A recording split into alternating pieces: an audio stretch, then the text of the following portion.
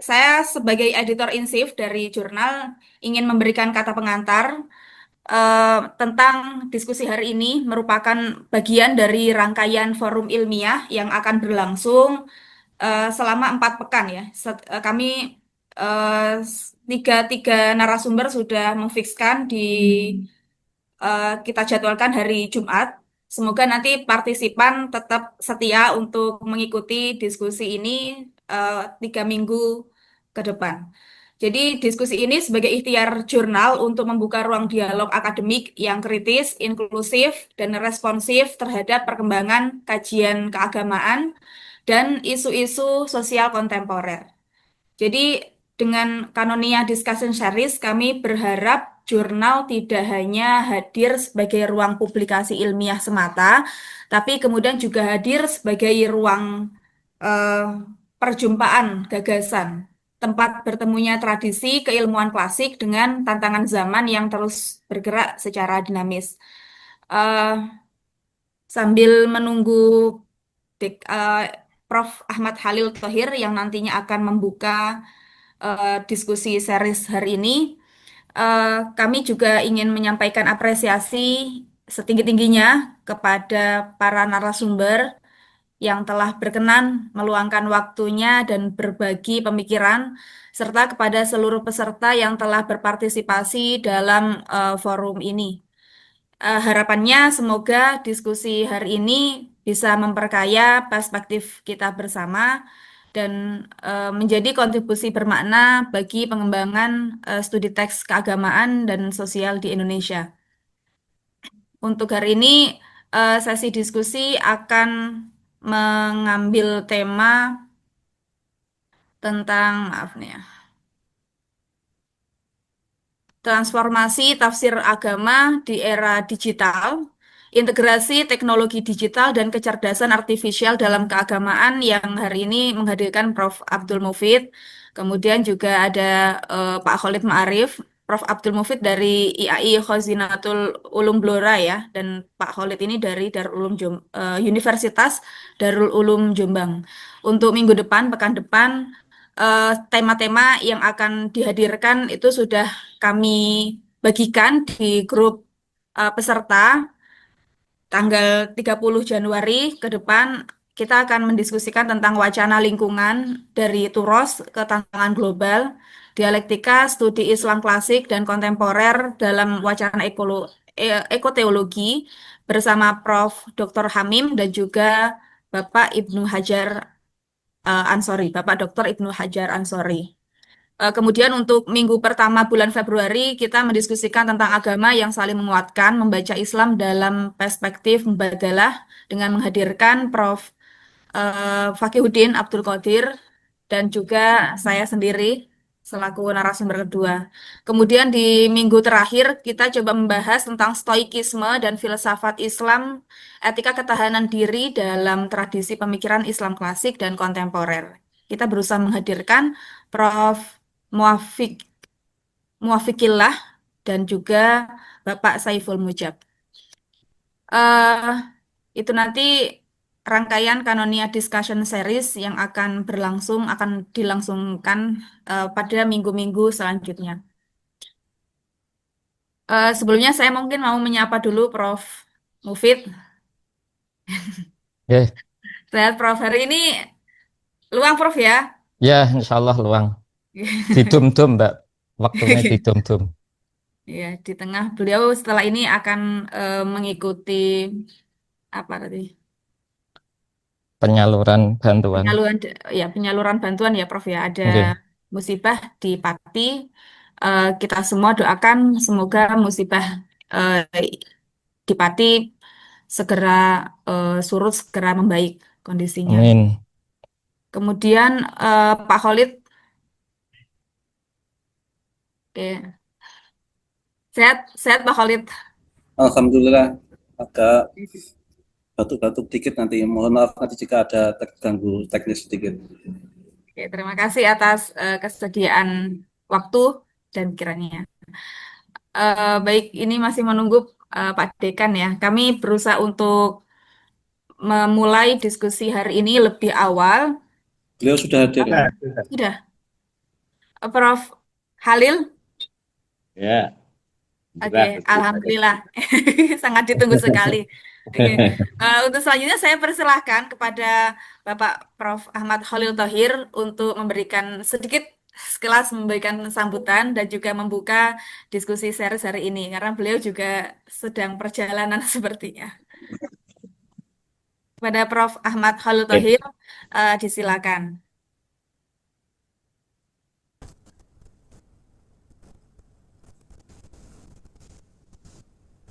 Terima kasih. Assalamualaikum. Alhamdulillah. Wassalatu wassalamu ala rasulillah. Sayyidina Maulana Muhammad ibn Abdullah. Wa ala alihi wa sahbihi wa mawala. Amma ba'du.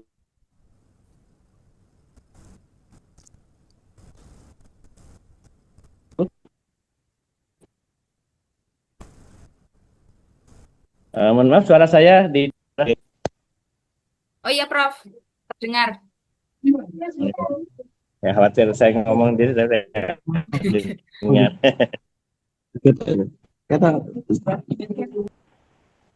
Yang kami hormati Profesor Arif sebagai narasumber di pagi hari ini dalam diskusi ini, kemudian Ustadz Khalid.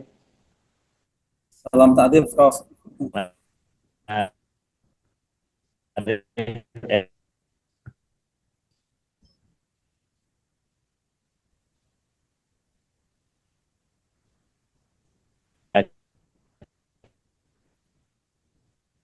Oke, serta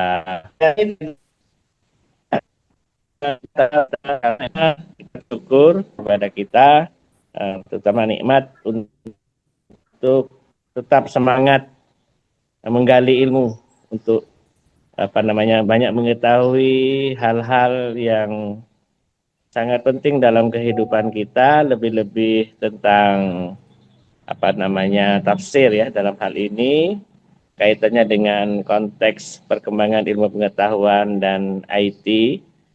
Tentu kita bersyukur ada orang-orang yang konsen kemudian fokus untuk terus mengkaji dalam bentuk diskusi-diskusi seperti ini.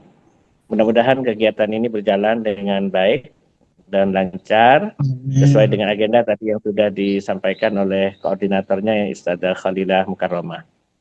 Salawat serta salam mudah-mudahan tetap tercurahkan kepada junjungan kita Nabi Agung Muhammad Sallallahu Alaihi Wasallam. Bapak Ibu semuanya, saya atas nama Dekan Fakultas Usuluddin dan Dakwah tentu mengapresiasi usaha-usaha untuk terus mengembangkan ilmu pengetahuan khususnya di bidang tafsir, dan kita tahu bahwa jantung keilmuan di perguruan tinggi bukan hanya saja perguruan tinggi Islam, bukan hanya saja di FUDA adalah ilmu tafsir dan ilmu tafsir.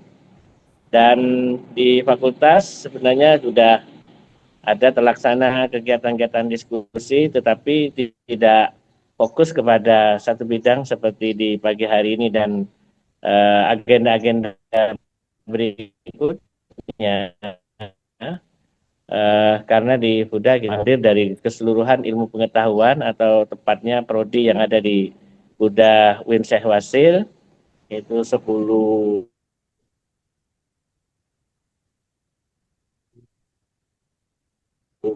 prodi, sehingga tema kita dengan diskusi yang diinisiasi oleh Ibu Mukarramah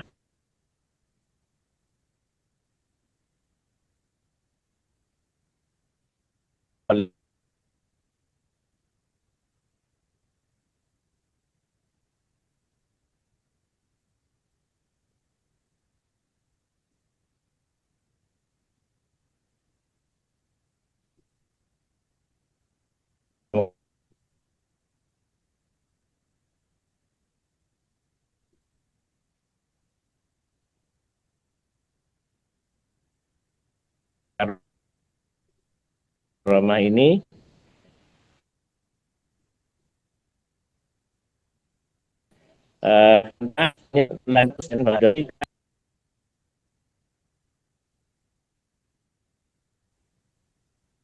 tahu-tahu putus.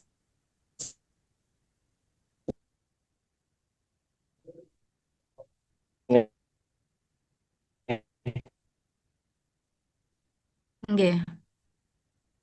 Eh, Sepertinya masih ada kendala jaringan di tempatnya Prof. Khalil ya. Kita tunggu sebentar, teman-teman. Baik Profesor Abdul Mufid maupun eh, Ustadz Khalid Marif.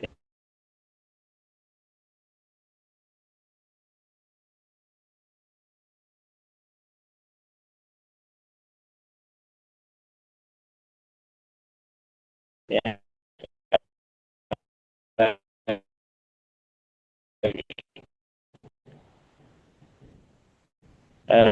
Sekali lagi selamat tidak berkuti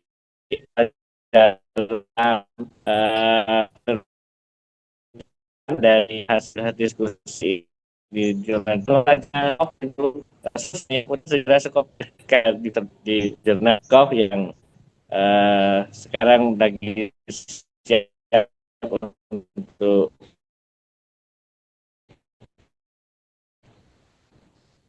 Kopus.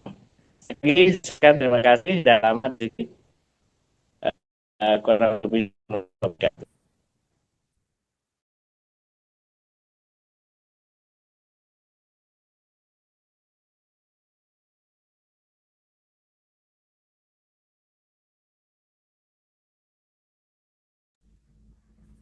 Waalaikumsalam.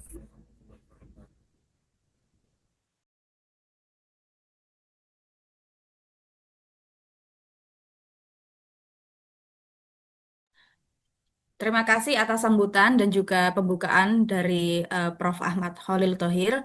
Perlu kami sampaikan teman-teman semuanya, karena ada yang dari Kediri dan ada yang dari luar Kediri, bahwa Jurnal Kanonia ini berada di bawah Lembaga Penelitian dan Pengabdian Masyarakat UIN Syekh Wasil Kediri. Tetapi secara keilmuan kami memiliki sinkronisasi, memiliki kesinambungan dengan keilmuan di Fakultas Usuluddin dan Dakwah, sehingga kemudian Prof. Halil kami hadirkan untuk memberikan sambutan dan juga membuka diskusi. Untuk selanjutnya, Prof. Halil dan teman-teman semuanya, para narasumber dan teman-teman semuanya, mohon untuk membuka kamera, on cam, untuk berfoto terlebih dahulu di awal diskusi. Prof. Halil mungkin bisa bergabung untuk mendokumentasikan diskusi kita pada pagi hari ini. Mas Dika, tolong siap-siap untuk dokumentasinya. Ini kita setting dulu. Oke, silakan bisa membuka kameranya semuanya. Mas Dika, sudah siap? Bisa? Silakan memberikan arahan, Mas Dika. Oke, Ini ada 2 slide ya ini ya pesertanya. Oke. ya. eh Slide pertama, 1, ya. 2, 3. Oke, Untuk yang slide kedua mungkin, Mas Dika. iya.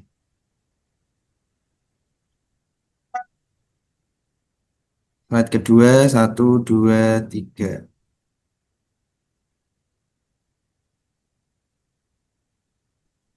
Baik. Oke, Cukup ampun. ya, Mas Dika ya. Baik, mungkin terima kasih atas kehadiran teman-teman semuanya. Untuk selanjutnya, kita akan mulai diskusi pada seri hari ini. Untuk selanjutnya akan saya persilahkan kepada moderator Ibu Saidah, MPD, untuk memulai mengawal diskusi pada hari ini. Baik, sekian dari saya. Wallahul muwaffiq ila aqwamit thoriq, wabillahi taufiq wal hidayah. Wassalamualaikum warahmatullahi wabarakatuh. Waalaikumsalam Waalaikumsalam warahmatullahi wabarakatuh. warahmatullahi. Terima kasih Bu Khalila. Untuk ini saya ambil alih ya, Bu Khalila. Ya, siap. Assalamualaikum warahmatullahi wabarakatuh. Bismillahirrahmanirrahim. Alhamdulillahirrahmanirrahim. Wa bihi nasta'in ala umuri dunya waddin. Wassalatu wassalamu ala asyrafil anbiya'i wal mursalin wa ala alihi wa sahbihi ajma'in amma ba'du. Yang kami hormati para narasumber, yang kami hormati Bapak Dekan Usuluddin, dan Dakwah. Yang kami hormati seluruh peserta webinar yang berbahagia. Puji syukur kita panjatkan kehadirat Allah Subhanahu wa Ta'ala atas rahmat dan karunia-Nya sehingga pada hari ini kita dapat berkumpul dalam forum ilmiah webinar Kanunia Discussion Series ini. Dan salawat serta salam semoga selalu tercurahkan kepada junjungan Nabi besar kita Nabi Muhammad SAW. Mudah-mudahan kita semua mendapatkan syafaat dari beliau. Ya, di era digital seperti sekarang, teknologi sudah menjadi bagian dari kehidupan sehari-hari, termasuk dalam cara kita belajar agama, berdakwah, mengakses tafsir dan bersih tentang keislaman di media sosial, platform digital hingga kecerdasan artifisial menghadirkan banyak kemudahan. Tetapi juga mengundang pertanyaan-pertanyaan, seperti halnya bagaimana otoritas ilmuwan dijaga, bagaimana etika ditegakkan, dan bagaimana nilai-nilai agama tetap menjadi fondasi utama. Melalui diskusi hari ini kita berharap bisa belajar bersama, Bapak Ibu, membuka wawasan dan mendapatkan perspektif baru dari para narsum tentang peluang dan tantangan integrasi teknologi dan kajian keagamaan sehingga forum ini berjalan hangat, inspiratif, dan memberi manfaat bagi kita semua. Jadi nanti mohon diikuti sampai sesi terakhir, kita bisa berdialog dan berdiskusi tentang problematika yang terjadi saat ini. Sebelum itu, hari ini kita sudah kedatangan dua narasumber, yaitu Profesor Dr. Abdul Mufid LC MSI dan juga Bapak Doktor Kandidat ya, ini Pak Khalid sekarang lagi S3, Pak Khalid Ma'arif S.Hum MAG. Untuk sebelum memulai ke pemaparan materi dari para narsum, saya bacakan dulu bagaimana kurikulum vitae dari dua narasumber ini. Boleh mungkin Mas Dika bantu saya untuk share screen, atau biar tidak memanjang waktu saya ringkas kenalan sedikit tentang profil beliau ini. Narsum kita yang pertama adalah Profesor Dr. Abdul Mufid LC MSI. Beliau kelahiran Pati. Saat ini beliau juga dosen, researcher, dan juga reviewer dari berbagai jurnal ya. Dan beliau mengajar di Institut Agama Islam Wazinatul Ulum Blora. Prof, selamat pagi, selamat bergabung. Assalamualaikum, Prof. Kemudian beliau riwayat pendidikan beliau S3 beliau di UIN Sunan Kalijaga Yogyakarta, S2-nya di UIN Wali Songo Semarang, dan S1 di Al Azhar Kairo pada tahun 2014. Nah, ini publikasinya luar biasa sekali ya. Di sini ada 31 publikasi mulai dari Non Sinta, Sinta, Sabais, Scopus Q1 ya. Beliau ini sangat produktif sekali ya. Dan selain sebagai researcher, beliau juga sebagai reviewer ya. Ada 20, saya lihat itu ada 20 jurnal. Tidak hanya jurnal, tapi institusi pemerintahan seperti beliau juga menjadi reviewer di BRIN ya. Dan juga di bagian penelitian di Kitab Dimas ya Prof ya. Kitab Dimas. Betul. Nah, ini bantuan penelitian yang beliau peroleh selama ini, mulai dari pusat apa itu penelitian dasar program studi pusat, dan ya ada 3 ya Prof ya. Baik, ini luar biasa sekali, ini reviewernya 20 jurnal mulai dari Sinta, Scopus, bahkan BRIN, dan juga penelitian Kitab Dimas Diktis ya. Begitu perkenalan dari narasumber kita yang pertama. Untuk yang kedua ini ada calon doktor atau kandidat doktor Bapak Khalid Ma'arif S.Hum MAG. Beliau kelahiran Madiun, peneliti juga dosen di Prodi IAT Fakultas Agama Islam Undar Jombang.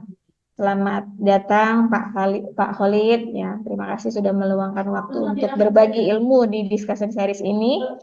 Riwayat pendidikan saat ini beliau sedang menempuh S3 yang insya Allah sebentar lagi mau lulus. Mudah-mudahan lancar studinya. Ya, Amin, Bang Sunipun. Di Unida Dr. Ponorogo dengan mengambil jurusan Akidah Filsafat Islam. Oh, ya, betul. S2-nya beliau adalah alumni dari IAIN Kediri. Ampun ya, jangan lagi. S1-nya dari UIN Sunan Kalijaga Jogja. Mohon maaf, Pak Khalid, saya sampaikan salam dari teman saya Alia, ternyata teman jenengan juga namanya As Ghazali dari Subang. Oh iya iya iya iya. Beliau iya iya iya. Terima kasih. Salam Oke, kembali. post di FB terus beliau komen, "Wah, ini teman saya," gitu. Dan beliau itu teman saya Das Alia, dunia sempit. Dan Iya saya iya iya. beliau juga eh, sedang fokus menulis ya ke ini Mas Dika, tolong ke risetnya ya, pelatihan ini begitu, beliau mengikuti beberapa pelatihan, kemudian tulisan-tulisan beliau yang sekarang ini fokus pada respon Al-Quran terhadap tantangan AI dan relevansinya dengan Indonesia Emas 2045. Jadi ini memang beliau-beliau yang hadir saat ini memang lagi fokus tentang transformasi digital ya, untuk membahas tentang teks-teks keagamaan seperti tafsir dan lain sebagainya. Tidak berpanjang kata, mari kita mulai saja untuk pemateri yang pertama. Atau materi yang pertama akan disampaikan kepada beliau, Profesor Dr. Abdul Mufid LCMSI. Waktu dan tempat kami persilahkan. Kami beri waktu untuk sekitar 20 sampai 30 menit untuk memaparkan materi. Monggo, Prof. Saya Nggih, terima kasih. Assalamualaikum warahmatullahi wabarakatuh. Alhamdulillah alamin wa bihi nasta'in ala umuri dunya waddin. Salatu wassalamu ala asyrafil anbiya'i wal mursalin wa ala alihi wa sahbihi ajmain, amma ba'du. Yang sama-sama kita hormati Dekan Fakultas Usuluddin UIN Syekh Wasil Kediri, Pak Yai Profesor Dr. Halil Thohir, juga yang saya hormati pengelola jurnal Kanonia, jurnal studi teks agama dan sosial, wabil khusus editor in chiefnya Ustadzah Khalilah yang berbahagia, juga yang saya hormati Pak Ibnu Dr. Ibnu Hajar Ansori, Ibu Saidah, juga narasumber Ustadz Khalid Ma'arif MAG dari Universitas Darul Ulum Jombang, semua peserta webinar dimanapun panjenengan semua berada. Pertama sekali saya ucapkan alhamdulillah, ternyata kawan-kawan di UIN Syekh Wasil ini masih ingat dengan saya, sehingga ketika ada diskusi atau apapun, terlebih untuk saat ini, masih menyenggol saya untuk menyampaikan materi yang sudah disiapkan oleh panitia. Bapak Ibu semuanya, tema yang diberikan ke saya, tema besarnya adalah transformasi tafsir agama di era digital, integrasi teknologi digital dan kecerdasan artifisial dalam keagamaan. Tema besar ini kemudian saya kerucutkan menjadi judul webinar transformasi penafsiran teks-teks keagamaan di era digital dari klasik menuju postmodern. Tema ini terus terang memang update ya, bisa untuk keperluan upgrading keilmuan kita. Mengingat kita sendiri sudah melihat secara nyata perbedaan yang terjadi antara tempo dulu atau kita menyebutnya klasik dan saat sekarang ini. Namun sebelum saya berbicara panjang lebar sebagaimana PPT yang sudah saya share, kita saling mengingatkan bahwa Allah itu sudah berfirman, Inna nahnu nazzalna dzikra wa inna lahu lahafidhun. Jadi bagaimanapun juga, mulai dari turunnya Al-Quran sejak zaman Rasulullah sampai kelak besok di hari kiamat, dengan metode apapun itu, oleh ulama dikatakan solihun likulli zaman wa makan. Bahwa Al-Quran itu selalu asyik, selalu enak untuk dikaji setiap saat, setiap generasi, dan setiap waktu dimanapun berada. Itu yang perlu diingat. Kita mengingat zaman kecil kita dulu. Kalau saya kelahiran 78, dulu itu ketika saya mau mengaji, itu habis maghrib gitu, talaki kepada kiai, mulai dari alif bakta, a i u babi bu, begitu seterusnya. Namun ketika kita lihat sekarang ini, itu sudah agak bergeser. Dan memang itu hukum alam ya, harus bergeser. Tidak mungkin praktek seperti itu terus-menerus. Sebelum tahunnya saya dulu, itu malah kata orang-orang tua saya, begitu salah, itu langsung disamblek ya sama kiainya. Ini bawa bawa duding gitu. Kalau salah itu langsung salah begitu. Kalau itu kita terapkan sekarang mungkin akan beda urusan gitu ya. Kemudian yang agak lunak itu sekarang sudah banyak lembaga-lembaga pendidikan yang mengajari tentang baca tulis Al-Quran. Taruhlah TPQ begitu. Jadi sudah berbentuk lembaga. Ditambah lagi, tidak hanya itu, sekarang ini karena era digital sudah banyak beredar-beredar tentang video atau kaset-kaset, audio visual dan lain sebagainya, cara membaca Al-Quran. Nah, inilah tema kita yang kita takutkan. Otoritas keagamaan ini di zaman sekarang itu dipegang siapa? Apakah dipegang digital, teknologi, ataukah masih dipegang otoritasnya oleh orang? Tentunya orang yang berkompeten gitu. Nah, temukan jawabannya nanti ada di akhir slide yang telah saya siapkan. Pada slide yang keempat, ini disclaimer saja Bapak Ibu, bahwa AI itu ragam toolnya banyak sekali. Tercatat ada 50 tool AI yang fungsinya itu bermacam-macam. Nanti jenengan semua bisa membaca di buku yang diterbitkan oleh Kementerian Pendidikan itu tentang macam-macam tool. Di situ ada yang berbayar dan di situ ada yang gratis. Namun pada kesempatan ini saya tidak akan membahas tentang AI itu sendiri, melainkan saya akan membahas pergeseran paradigma atau shifting paradigm dari tafsir klasik ke tafsir postmodern. Di situ saya tampilkan pertimbangan etis dengan AI. Tentunya apapun yang ada di dunia ini ada manfaat dan ada tantangan. Tidak semuanya terus bermanfaat terus tidak ada tantangannya. Pasti itu dua hal yang selalu yang selalu ada di dalam semua tindakan. Ada manfaat, ada tantangan.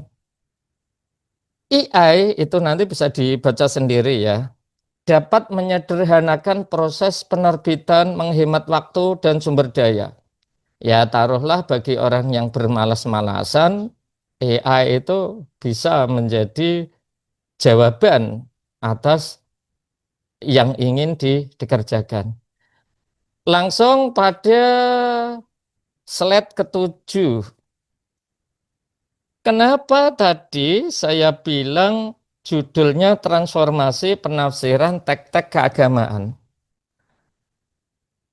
Biar kita diskusinya terarah, tidak terlalu luas cakupannya, maka di sini saya definisikan dulu. Transformasi itu artinya perubahan atau pergeseran dalam cara pandang. Penafsiran itu artinya proses memberikan makna. Lah, teks-teks keagamaan, di situ saya sebut teks-teks keagamaan ini adalah saya batasi dalam agama Islam. Ya, sehingga nanti dalam diskusi tidak menyebut Bible atau yang lain, tidak. Tapi yang saya bahas di sini adalah Al-Quran dan hadis. Era digital artinya periode waktu yang saat ini ditandai oleh kemajuan teknologi informasi. Kalau dulu zaman kecil kita bermain tidak usah pakai HP gitu ya. Kita bermain hujan-hujanan, kelereng, lempar batu-batu begitu. Kalau sekarang permainan itu sudah tidak ada, diganti dengan bermain HP. Nah, itulah era digital. Klasik atau toros yaitu pandangan yang mempertahankan cara-cara lama, ulama tempo dulu, postmodern atau tasdid perubahan ke arah yang lebih progresif. Di sini saya lebih suka memakai istilah postmodern daripada istilah modern atau daripada istilah kontemporer. Kenapa? Saya jagani itu apa ya?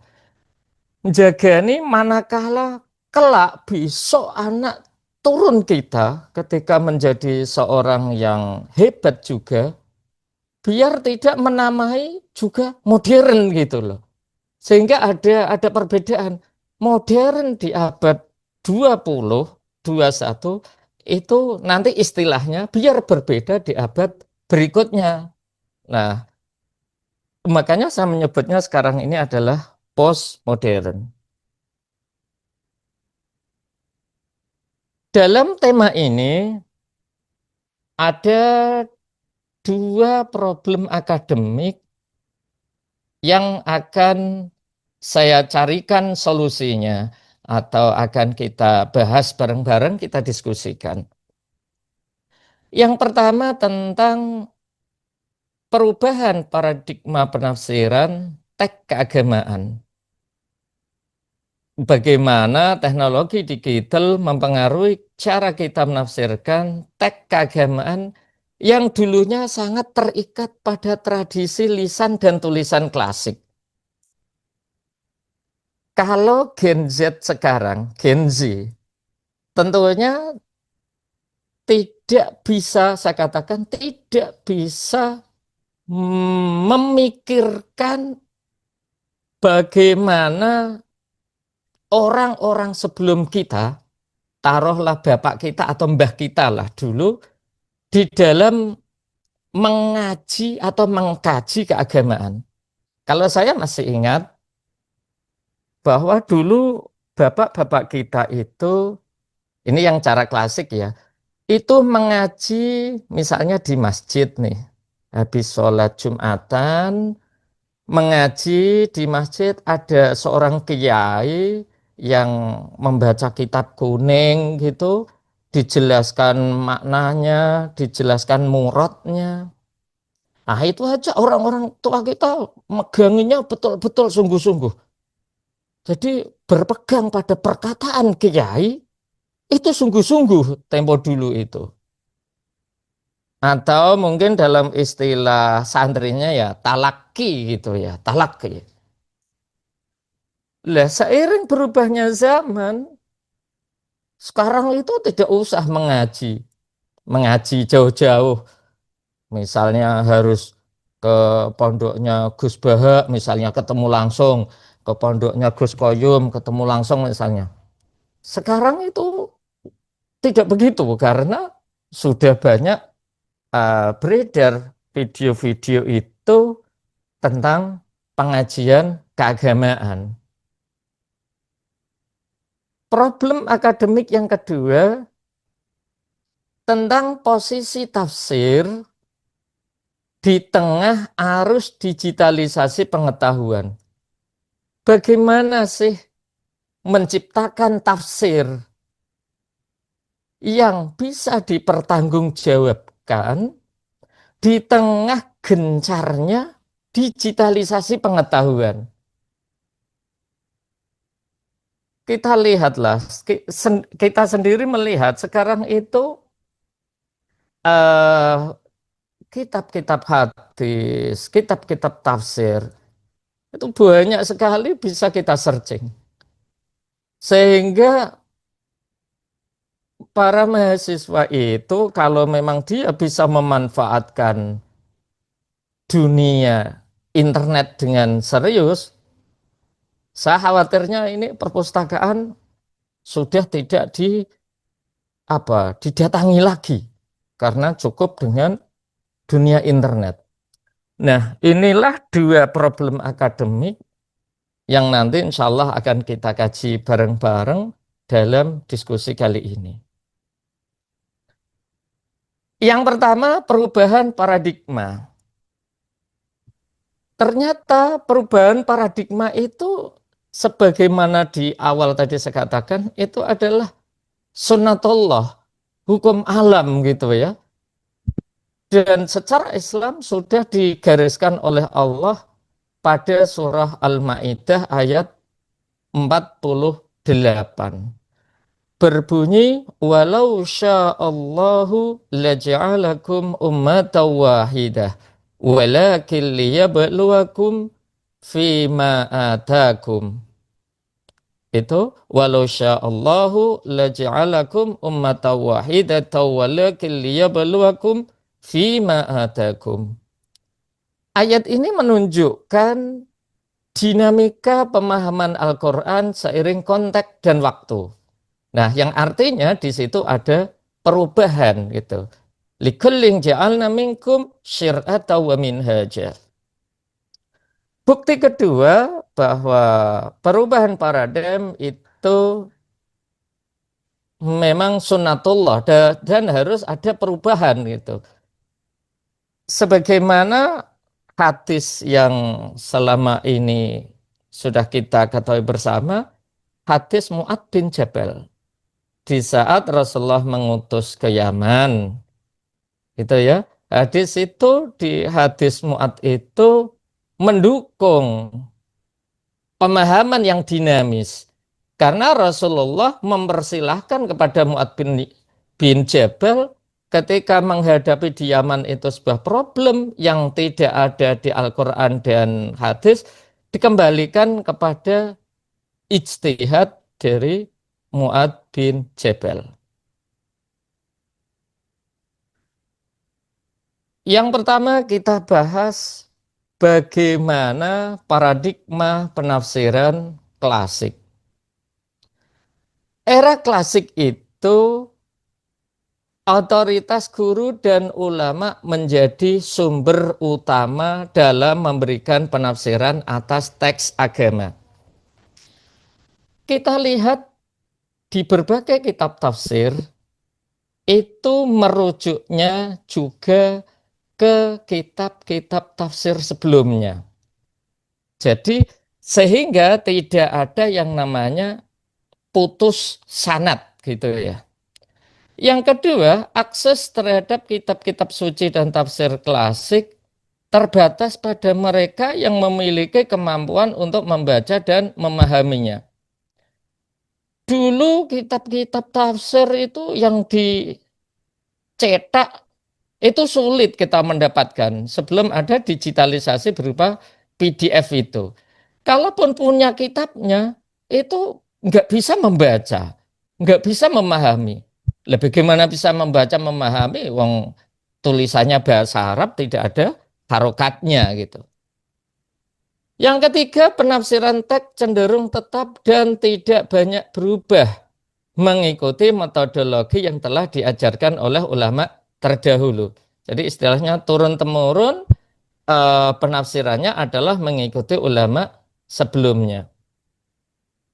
Yang keempat, itu berpegang teguh pada sanad keilmuan. Nah, inilah nanti distingsi yang jelas antara paradigma klasik dengan sekarang. Jadi sanad keilmuan ini hampir luntur itu ya. Terus otoritas ulama. Nah, kalau paradigma klasik atau sebelum era digital ini, ulamanya jelas yang yang berfatwa memberikan hukum itu jelas. Kalau sekarang ya bisa dilihat sendirilah. Ada orang baru nonton YouTube misalnya, nah, terus itu dipedomani. Padahal bisa jadi namanya YouTube itu kan dipotong ya, dipotong, diedit, ya begitu. Juga berpegang pada metodologi tafsir bil ma'thur. Nah, tadi saya bilang dari ulama terdahulu turun ke muridnya, muridnya. Namun di era digital saat ini teknologi membawa dampak besar. Dan ini harus disadari, jangan terus ditakuti. Wah, ini berbahaya ini. Ya harus dihadapi, dicarikan solusinya bagaimana supaya bisa sinergi antara teknologi dengan pesan-pesan atau metode-metode yang diterapkan oleh ulama-ulama kita dulu. Meskipun harus diakui pemahaman itu mulai bergeser dengan adanya platform digital.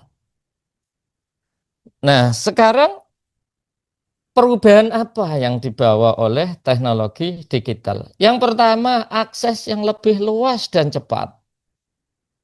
Nah, siapa sih yang tidak mengakui nomor satu ini, akses yang lebih luas dan cepat? Ya, kita bisa mengetahui informasi yang ada di Kota Madiun misalnya dalam hitungan detik. Oh, Pak Wali Kota begini, begini, begini. Sama jenengan yang ada di UIN Kediri, sama bisa mengakses, melihat live breaking news yang hangat-hangat. Oh, Bupati Pati begini-begini. Nah, itu akses yang lebih luas dan cepat. Terkait dengan tafsir, kalau saya ingat dulu itu ketika sekolah tafsir saya itu kan tafsir Jalalain gitu kan. Dua jilid besar-besar gitu. Nek sekolah digawa nanti kaboten begitu kan. Kalau sekarang tidak. Cukup membuka HP, cukup membuka laptop. Sudah semuanya berisi kitab gede-gede begitu kan. Adanya tafsir berbasis web. Ini kalau kita membahas tafsir. Itu memungkinkan siapa saja untuk mengakses tafsir dengan berbagai terjemahannya. Contohnya misalnya ada di tafsir.web.id, tafsiralquran.id, begitu seterusnya. Jadi sambil rebahan kalau saat ini itu tidak perlu kita belajar ke tempatnya langsung atau tadi saya istilahnya talaki. Kalau imam madhab kita dulu, nah kita tahu sejarahnya kan, Imam Syafi'i mau ketemu Imam Malik, nah harus menghabiskan perjalanan berapa lama, nah gitu. Kalau sekarang tidak usah, tidak repot-repot seperti itu. Itu perubahan yang pertama. Yang kedua, tersedianya platform pembelajaran dan diskusi online. Contoh kanal YouTube atau podcast gitu ya. Kanal YouTube yang ada di mana itu? UIN Jogja misalnya, itu kan dikelola oleh dosen yang kredibel. Di situ materinya tentang tafsir-tafsir kekinian gitu. Nah, Itu contoh positif dari adanya platform pembelajaran dan diskusi online. Yang ketiga, ini yang mungkin agak was-was bagi kita, akademisi atau cendekiawan atau ulama, penyebaran tafsir yang beragam. Tentunya kullu ra'sin ra'yun gitu ya. Kullu ra'sin ra'yun. Setiap sirah dua pendapat, dua pandangan. Nah, dengan banyaknya, dengan bebasnya era teknologi ini, maka tersebarlah tafsir yang beragam. Pada beberapa waktu yang lalu, mungkin panjenengan semua juga sudah menyimak adanya debat antara Mas siapa Heri Pras gitu ya, dengan yang satunya kelompok siapa Gus Ajir gitu. Nah, ini kan termasuk juga kewaspadaan para mahasiswa atau para penerus kita di dalam memahami teks-teks Al-Quran yang valid itu seperti apa. Jadi biar tidak terkontaminasi dengan ya faham-faham yang menurut kita tidak sesuai dengan pemahaman para pendahulu kita. Sekarang tantangan teknologi itu apa? Teknologi itu ya memberikan manfaat, tapi ya memberikan PR. Yang pertama khawatir terhadap pluralisme. Nah, bila penerus kita ini orangnya bisa saring-saring, ya enggak masalah.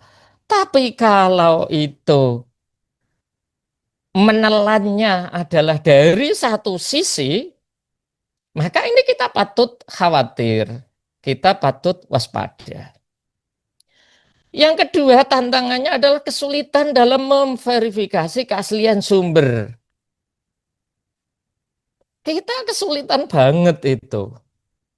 Sumber ini tuh asli apa tidak? Baik berupa artikel, video, ceramah, itu sulit membedakan sumber yang sahih dan yang tidak sahih. Apalagi, Masya Allah, ketika AI lagi wong tengok-tengok foto tok nggih ha. Itu dimasukkan AI itu bisa ngomong sendiri begitu. Lah ini juga kesulitan kita untuk memverifikasi keaslian sumber. Iso ndadekno tukaran itu. Nah, misalnya Bu Dr. Khalillah misalnya digarap wong misalnya rivale digawe AI kono digawe penafsiran yang keliru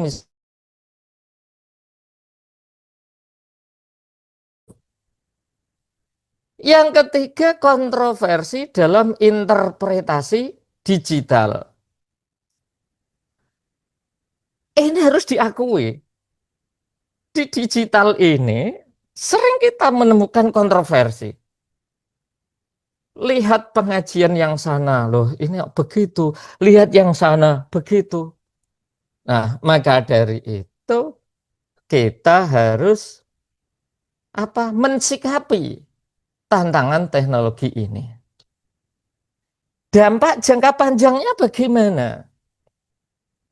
Nah, kalau kita yang mungkin sudah terbiasa dengan membaca sumber referensi, diskusi dan lain sebagainya, mungkin agak biasa ya menghadapi tantangan itu. Tapi yang kita khawatirkan itu adalah Gen Z dan juga orang tua yang baru berkenalan dengan gadget begitu. Itu sangat dikhawatirkan sekali. Lah, pergeseran paradigma dalam penafsiran agama berpotensi mengubah struktur sosial dan budaya umat beragama. Bagi pemikir klasik, konvergensi teknologi dapat dilihat sebagai ancaman. Nah, menurut pemikiran klasik, teknologi itu ancaman. Tapi menurut postmodern, ya tidak, membuka peluang, hanya saja dicarikan solusi alternatif untuk menghadapinya. Pertanyaan besarnya, bagaimana solusinya?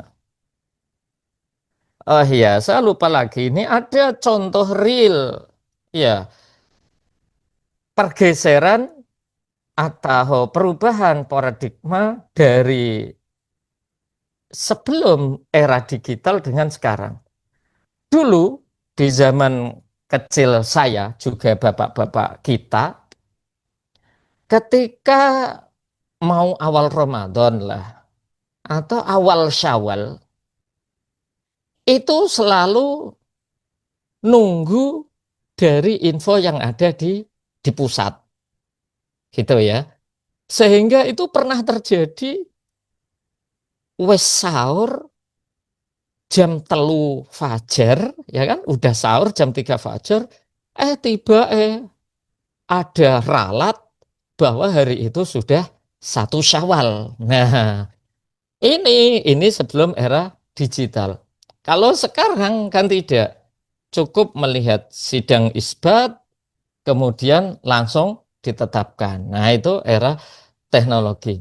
Lah, solusinya bagaimana menghadapi perubahan itu? Apakah tetap berpegang pada penafsiran klasik? Ya kan? Wes pokoknya tidak mau tahu dengan perkembangan teknologi, pokoknya megang yang penafsiran klasik.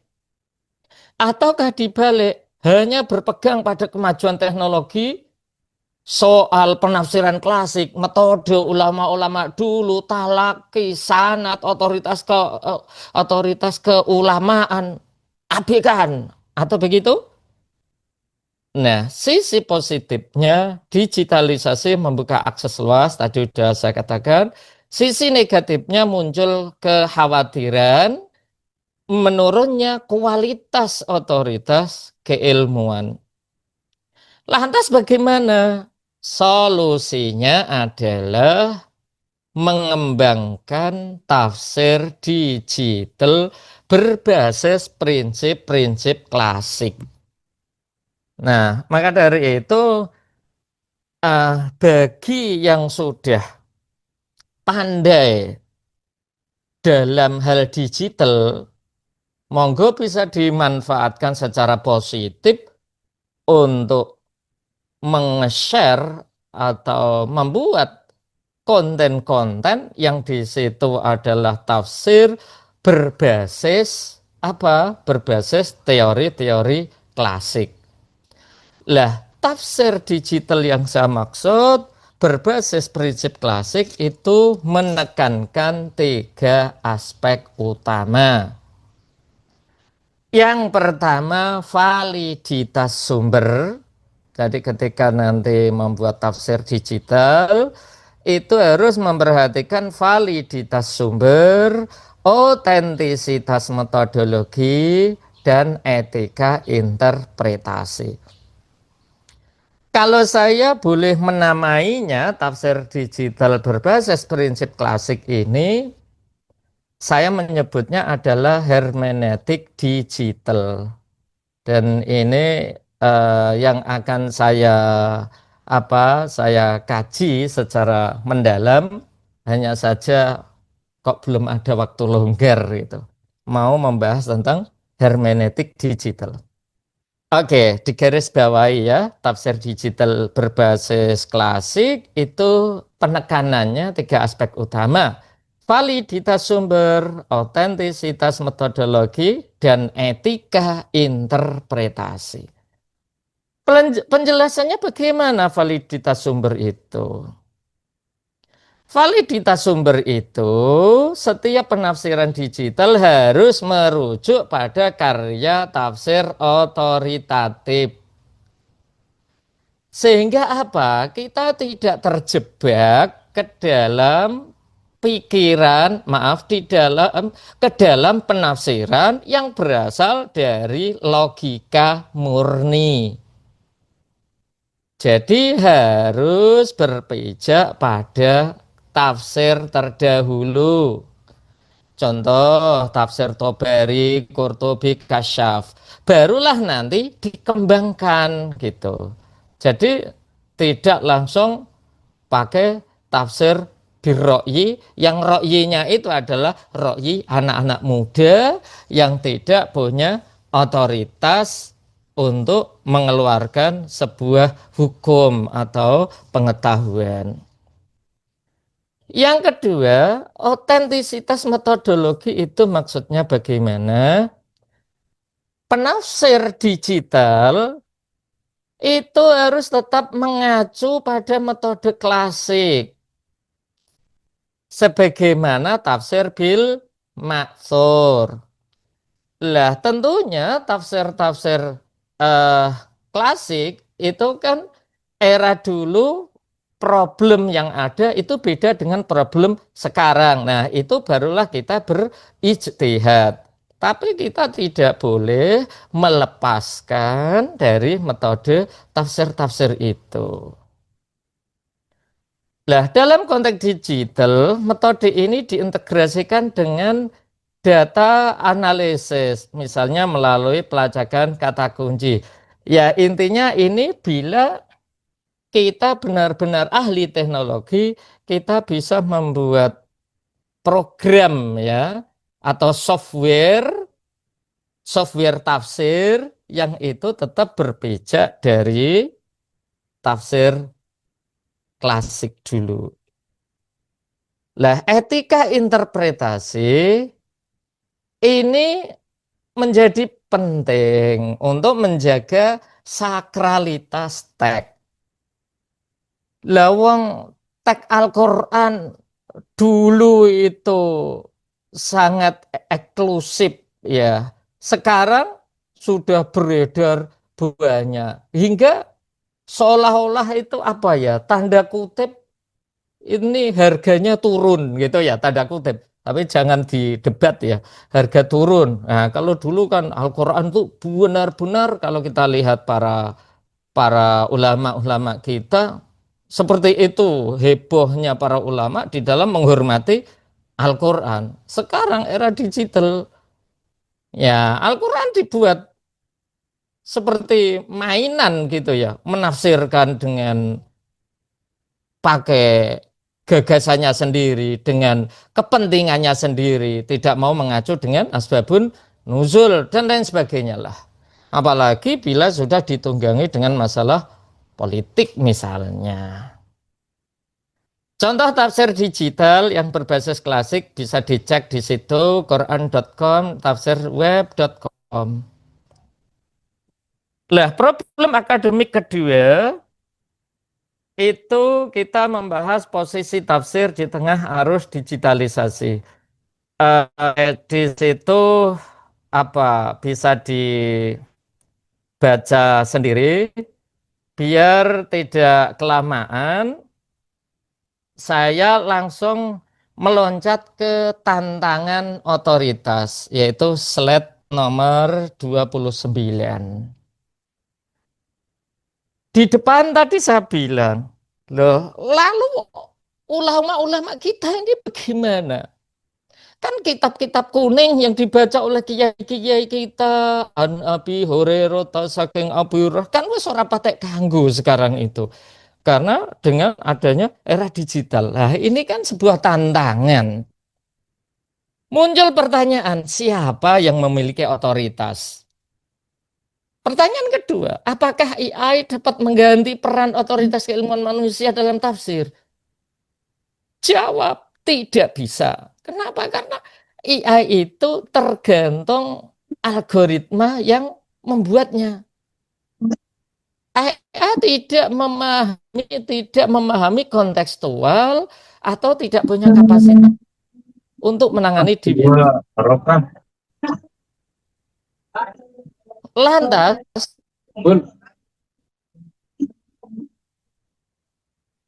Mohon di unmute, Mas. Selamat mengenali. Oke, monggo Prof. Mohon maaf waktunya sedikit lagi ya Prof.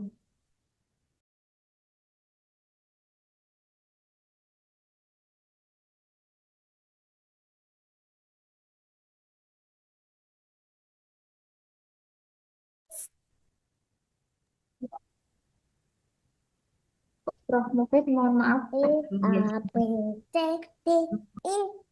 Nggih, kedengaran mboten ini Bu? Kedengeran Prof. Tadi sempat di-unmute jenengan unmute. Oh, oke. Pantesan kok ngomong dhewe kok ora ana swara. Oke, saya lanjut sedikit ya, tinggal 2 slide atau berapa ini. Prof. Pertanyaan intinya bagi ulama, para cendekiawan, para akademisi yang mumpuni, di era sekarang ini apa saja bekal yang harus kita kuasai? Ya, yang pertama kita bahas dulu tantangan utama. Pertama adalah disinformasi dan hoax. Awas ya, ini harus diakui betul ini. Disinformasi dan hoax mudah menyebarkan melalui platform digital, mengaburkan batas antara fakta dan fiksi. Itu tantangan. Yang kedua, erosi kredibilitas. Sudah digerogoti dengan adanya orang-orang yang tidak bertanggung jawab itu tadi. Sumber informasi tidak jelas, membuat publik sulit membedakan ahli dan non-ahli. Kita lihat sekarang itu banyak bermunculan ustadz-ustadz digital gitu ya, yang tidak jelas apa namanya track recordnya. Dulu mondok enak di pirang tahun, mampu ilmu nahwu sorab, bahasa Arab apa enggak. Ujuk-ujuk nggawe YouTube, nggawe podcast, sok kayak ustadz. Nah ini kan harus diwaspadai. Yang ketiga, fragmentasi informasi. Yang keempat, resistensi institusional. Baik, ketika kita menghidangkan sebuah fenomena kenyataan, kita menghidangkan problem-problem dan tantangan, maka juga kita kasih solusinya. Solusinya adalah yang pertama, peningkatan literasi digital dan kritis. Nah, sekali lagi, peningkatan literasi digital, ini penting ini. Kalau mungkin seumuran kita, ini ya mungkin agak bisa mengikuti ya literasi digital. Tapi bayangkan ulama-ulama kita yang sudah sepuh, ini kan gaptek ya. Lagi diomongi ChatGPT niku nopo wis gak paham ya kan. Lah, bagaimana solusinya bila sosok kiai seperti itu? Ya, mau tidak mau harus punya asisten gitu ya. Entah itu santrinya atau orang kepercayaannya untuk mempelajari atau murui tentang masalah digital. Atau paling tidak gagasan-gagasan ulama yang gaptek dengan teknologi itu tadi bisa dibuatkan kanal khusus yang kemudian diupload oleh santrinya atau adminnya begitu. Jadi biar bisa ngimbangi antara konten-konten yang hoax dan tidak bersumber dengan konten-konten yang memang benar-benar bersumber dari sumbernya. Yang kedua, harus memanfaatkan teknologi untuk edukasi, video, infografis, podcast, dan lain sebagainya. Nah, ini tantangan kita bersama. Kalau Bu Saidah mungkin sudah pinter ini masalah digital ini. Tapi kalau saya ini agak nggak bisa. Ya memang nggak bisa. Jadi harus banyak belajar ini tentang teknologi biar tidak ketinggalan dengan anak-anak atau Gen Z saat ini. Yang ketiga, penguatan solusi dalam menghadapi kenyataan era teknologi, penguatan kredibilitas dan otoritas. membangun platform rujukan terpercaya. Yang keempat, membangun komunitas dan jaringan. Yang kelima, pelatihan dan pengembangan diri. Ya, intinya kita dituntut untuk tidak kagetan dengan hal-hal yang ada di media sosial dengan tumbuhnya teknologi modern. Nah, jangan kagetan untuk info apa langsung dipercaya. Maka harus tadi di depan saya bilang harus verifikasi sumber. Yang terakhir tentang AI, etikanya bagaimana? AI hendaknya ditempatkan hanya sebagai alat bantu.